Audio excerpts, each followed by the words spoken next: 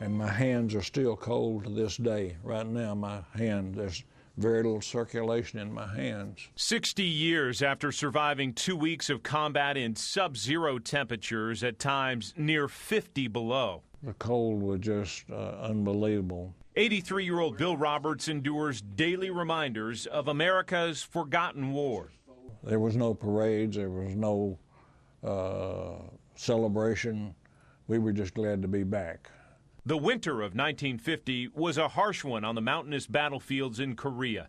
U.S. troops repelling communist invaders from the north, including the Chinese, say the temperatures were so frigid their breath would crystallize and freeze almost instantly. We moved, hiked, climbed mountains. Our feet would sweat. Then we'd get pinned down for 6 hours, 8 hours. Then our feet would freeze and gangrene would set in.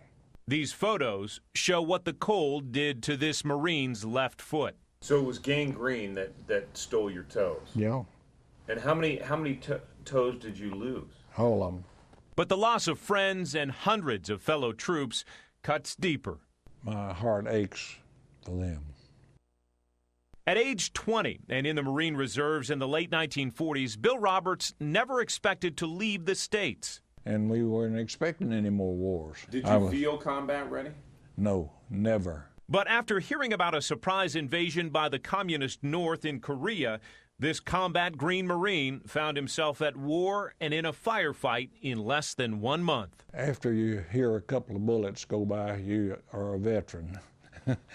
You learn to keep your head down. He ended up in one of the most storied and decorated battles in U.S. history.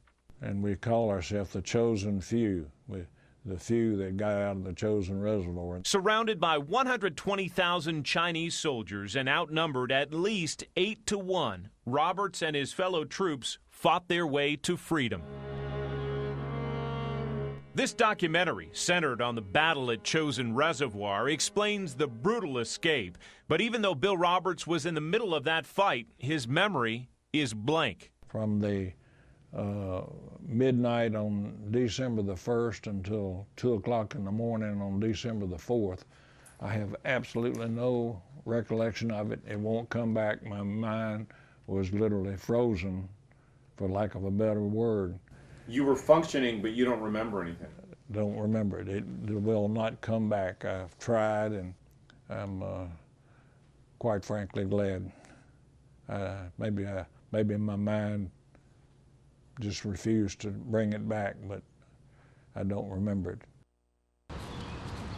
In Washington, this memorial marks the sacrifice in Korea. Received no hero's welcome. There are no names, just figures and faces of the living and the dead. A few years ago, a friend told Roberts he should look closely at one specific section. My heart fell. It was here Bill Roberts found his own picture among the many on this wall. And I was patriotic. I was proud.